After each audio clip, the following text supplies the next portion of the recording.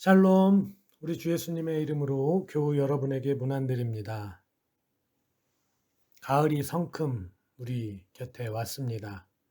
무르익은 곡식과 아름답게 물들어가는 살림을 보게 되는데요. 무르익는다는 것은 수확할 때가 이르렀다는 것이고, 물들어간다는 것은 겨울을 단단히 준비한다는 의미가 아닐까요? 주님께서 기르시는 세상은 이렇게 주님 뜻 안에서 주님의 뜻을 이루고 있습니다. 오늘 우리도 주님의 뜻 안에서 주님의 뜻을 이루어가는 믿음의 사람들이 되기를 기도해 봅니다.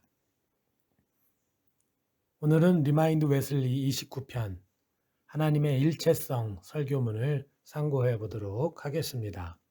성경 본문은 마가복음 12장 32절입니다. 서기관이 이르되 선생님이여 올소이다. 하나님은 한 분이시요 그 외에 다른 이가 없다 하신 말씀이 참이니이다. 서양의 역사에서 기독교는 떼려야 뗄 수가 없습니다. 왜냐하면 아주 오랜 세월 기독교는 서양 역사의 중심에 있었기 때문이죠. 그런데 기독교가 서양사에 있어서 이토록 중요한 위치에 있었지만 서양의 역사에 빛으로만 기록되지 않았습니다.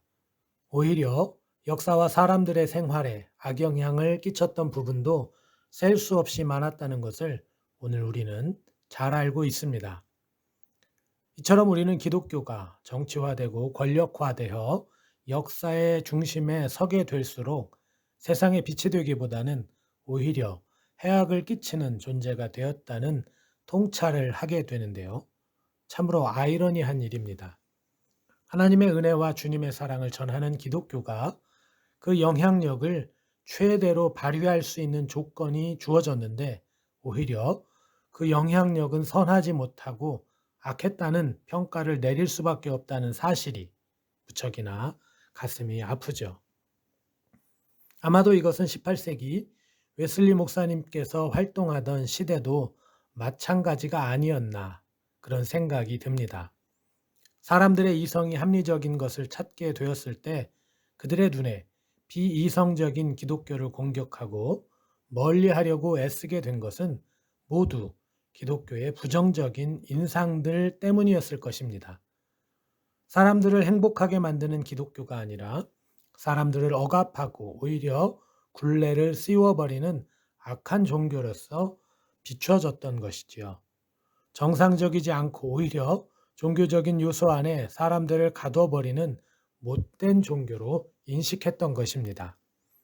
그래서 정치와 사회를 장악하고 있던 기독교에 대한 반동이 사회 곳곳에서 일어나고 있었던 것이죠. 그리고 역시 계몽주의도 그 한 현상이었습니다. 사랑하는 교우 여러분, 참으로 이상한 일입니다. 기독교 사회였는데 중세 시대는 암흑 시대였다는 평가를 듣고 있습니다.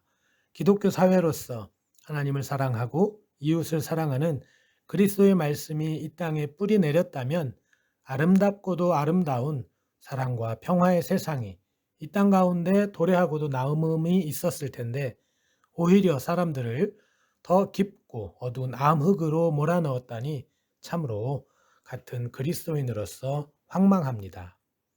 그러니 이런 기독교의 모습에 반대하는 사람들의 반응은 충분히 이해하고도 남음이 있습니다.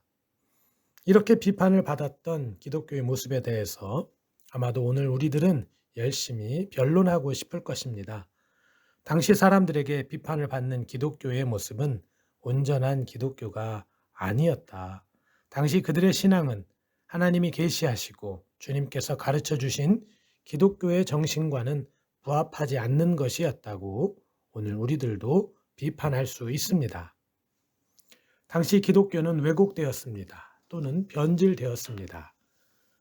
이렇게 우리들도 비판의 목소리를 높이고 참된 기독교의 정신은 이와 다름을 주장할 수 있습니다.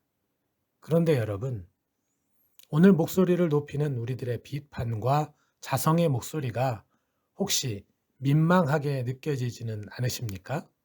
저만 그런가요? 비판받던 그 시대와 오늘의 기독교의 모습은 정말 달라졌을까요?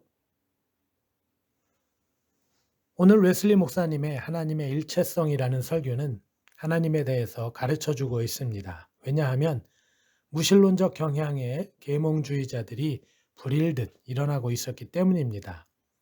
그리고 이들의 반응이 기독교에 커다란 위협이 된다는 것을 웨슬리 목사님은 느끼셨습니다. 그래서 하나님의 존재가 얼마나 위대한지, 세상이 가늠할 수 없는 분이신지를 오늘 설교물 가운데 보여주고 있습니다. 그러나 이것은 단순히 기독교를 보호하고 옹호하기 위한 메시지는 아닙니다. 참된 종교의 본질에서 벗어나 있는 기독교인들을 일깨우기 위함이죠. 계몽주의의 교훈과 가르침에 동조하는 그리스도인들에게 참 하나님의 모습과 참 하나님을 온전히 믿게 되는 것에 대해서 가르침으로 참된 기독교가 계몽주의와는 차원이 다른 종교라는 것을 알려주기 위함입니다. 그래서 참된 그리스도인의 길을 걷도록 안내하기 위함이죠.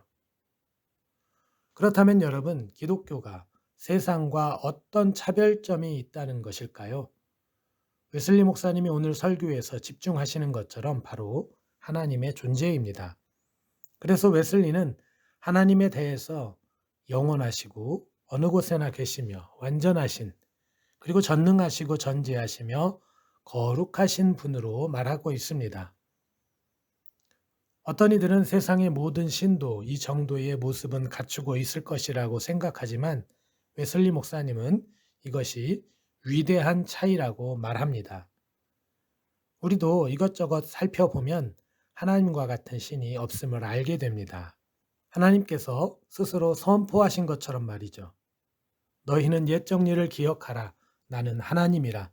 나 외에 다른 이가 없느니라. 나는 하나님이라. 나 같은 이가 없느니라.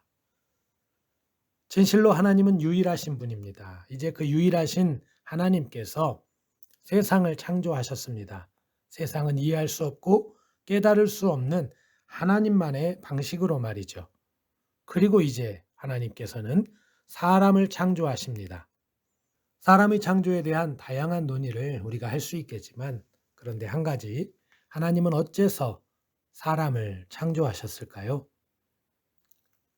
이에 대한 분명한 답을 우리는 오늘 웨슬리의 설교문을 통해서 들어보면 좋을 것 같습니다. 하나님께서는 어떠한 목적을 위해 인간을 창조하셨습니까? 라는 의회의 교리문답의 질문에 분명한 답을 제공합니다. 답은 영원히 그분, 하나님께 영광을 돌리고 그분을 향유하기 위해서입니다. 평범한 사람들이 하나님께 영광을 돌리기 위해서라는 표현을 이해하고 있을까요? 아닙니다.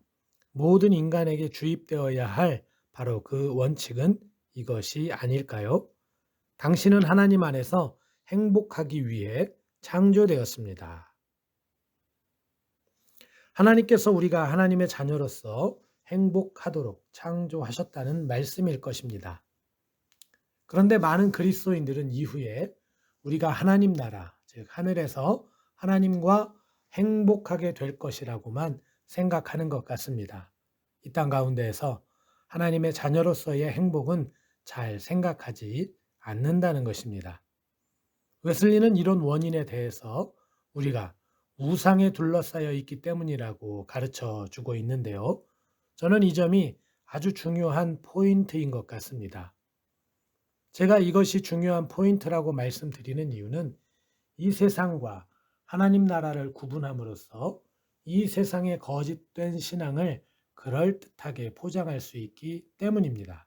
주님을 영접하고 믿었다는 어떤 외적인 표징, 즉 그리스도인이라는 신분을 가진 것에 만족하도록 만들기 때문입니다. 그러나 웨슬리 목사님은 비그리스도인들만 우상에 빠져 있는 것이 아니라 그리스도인들 또한 우상에 둘러싸여 있다고 보았습니다. 주님을 믿는다고 하면서도 사실은 사망으로 이끄는 우상에 둘러싸여 있다는 말이 조금 어색하기는 하지만 실제로는 아주 적절한 통찰이라고 인정할 수밖에 없습니다. 그렇다면 기독교인들마저 빠져버린 우상의 정체는 무엇일까요? 웨슬리는 우상을 세 종류로 분류합니다. 바로 육체의 정욕, 안목의 정욕, 이생의 자랑이 그것입니다. 이러한 우상의 정체는 주님을 믿지 않는 사람들뿐만이 아니라 그리스도인인 우리들도 쉽게 빠져드는 유혹인 것을 알게 됩니다. 우리 그리스도인들도 육신이 편안하고 싶어하고 좋은 것을 누리고 싶고 남들 앞에 돋보이고 싶기 때문이죠. 그런데 여러분, 하나님의 창조의 목적이 우리가 하나님의 자녀로서 행복하게 사는 것이라고 할 때 우리 그리스도인들이 이런 우상에 사로잡혀 있다는 것은 하나님의 자녀로서 행복하게 살 수 없다는 말이 아닌가요? 그런데 참 우리의 상식으로는 이해가 어려운 말입니다. 왜냐하면 육체의 정욕이 채워지면 사람들은 행복할 것이라고 생각하기 때문입니다.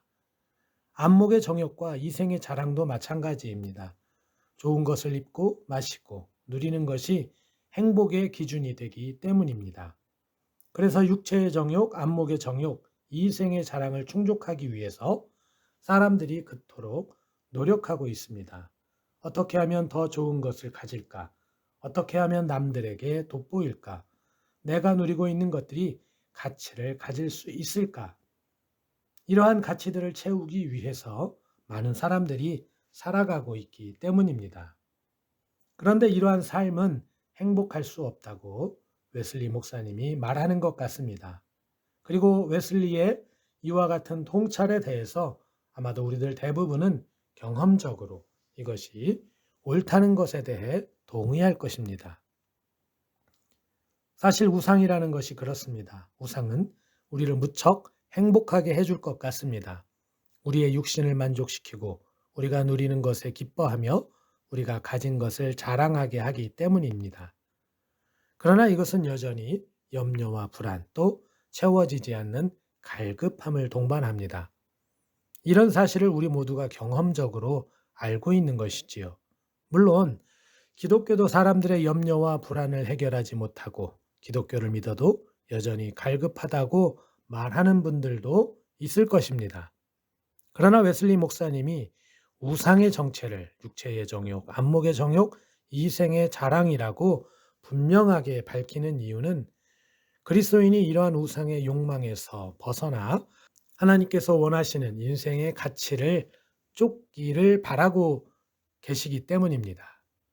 하나님이 원하는 참된 신앙이 우리 그리스도인들로 하여금 참된 행복으로 인도하기 때문이죠.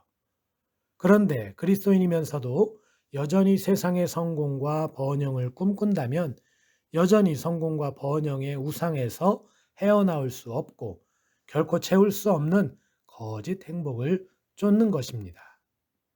역사적으로 기독교가 사회의 주류였음에도 불구하고 사회의 빛이 되지 못한 것은 그리스도인들이 우상을 쫓고 있었기 때문입니다.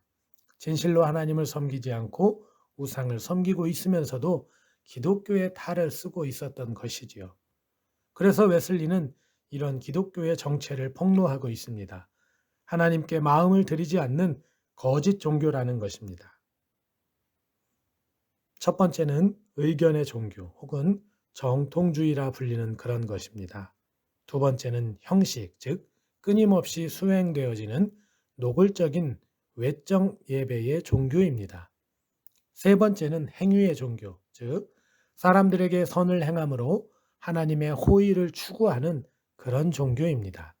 마지막으로는 무신론의 종교, 즉 하나님께 그 근거를 두지 않는 모든 종교입니다. 웨슬리가 폭로한 기독교의 정체에 대해서 우리가 마지막은 이해할 수 있을 것 같은데 첫 번째, 두 번째, 세 번째는 이해가 잘 가지 않습니다. 우리들이 늘 중요하다고 강조하는 것이기 때문입니다. 정통이 중요하지 않습니까? 예배는 늘 드려야 하지 않습니까? 그리스도인들은 선한 행동을 해야 하지 않느냐 말이죠. 조금 당황스럽습니다.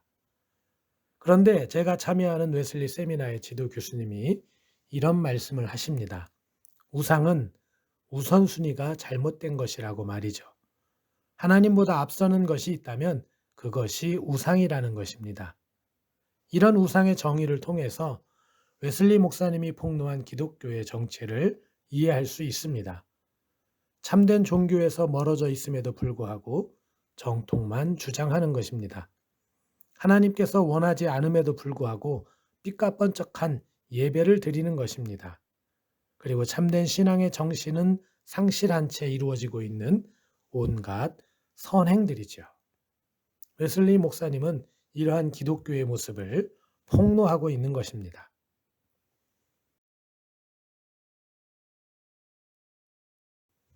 사랑하는 교우 여러분, 웨슬리 목사님은 하나님이 우리로 하여금 하나님의 자녀로서 행복을 누리도록 창조하셨다고 말합니다. 그런데 오늘 그의 설교는 하나님의 자녀로 부름받은 우리들조차도 우상에 빠져서 이 행복을 누리지 못한다고 말하고 있습니다. 그러나 참된 신앙의 길에 들어선다면 이 행복을 누리게 될 것이라고 말합니다. 하나님께서 우리를 사랑하신다는 것을 알게 되면 우리는 하나님을 사랑하게 되고 우리 자신을 사랑하는 만큼 우리 이웃을 사랑하게 된다고 합니다. 창조주 하나님께서 우리에게 베푸신 사랑을 느낄 때 감사가 우러나오고 이 감사로서 우리로 하여금 우리 이웃에게 자비를 베풀게 한다는 것이죠. 또한 그리스도 예수의 사랑이 우리로서 더욱 열정적으로 이웃을 향해 헌신하게 한다는 것입니다. 그리고 이것이 우리로 하여금 창조된 목적으로서의 행복한 길을 걷게 한다고 말하고 있습니다. 그러므로 그 시작은 바로 우리가 하나님을 비로소 알기 시작할 때라고 말이죠. 그리고 이제 하나님을 알게 된 이후로 하나님과의 적절한 대화를 통해서 그리스도인들의 행위는 그 중심의 성품에 영향을 받게 될 것입니다. 바로 감사와 사랑의 마음입니다.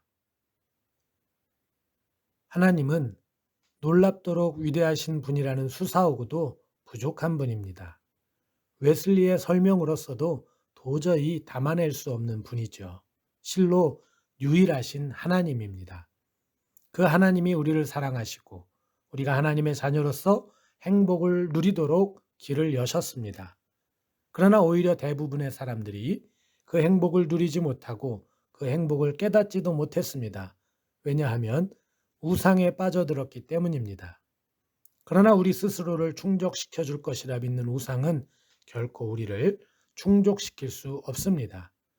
그런데 그리스도인들마저도 이 우상에 빠져들었습니다. 육신의 정욕, 안목의 정욕, 이생의 자랑에 말이죠. 그러나 하나님을 바로 만나시기를 바랍니다. 하나님을 온전히 깨달으시기를 바랍니다. 여러분이 하나님을 바로 만나게 된다면 여러분은 하나님에 대해 더욱 알고 싶어 할 것이고 하나님께서 원하는 길을 걷고자 힘쓰게 될 것입니다. 단순히 그리스도인이 되었다는 것에 만족할 수 없을 것입니다. 내가 지금 주를 얼마나 사랑하고 있는지를 또한 되돌아보게 되겠죠. 나를 사랑하신 주님의 사랑이 나에게서 어떠한 영향력을 드러내고 있는지를 스스로 확인하게 될 것입니다. 나의 속으로부터 나타나는 것이 진실로 하나님으로부터 기인한 것인지를 돌아보게 될 것입니다. 오늘 이것을 확인하는 저와 여러분이 되시기를 바랍니다. 그리고 참된 신앙과 행복의 여정에 우리 모두의 진로가 수정되기를 바랍니다. 할렐루야.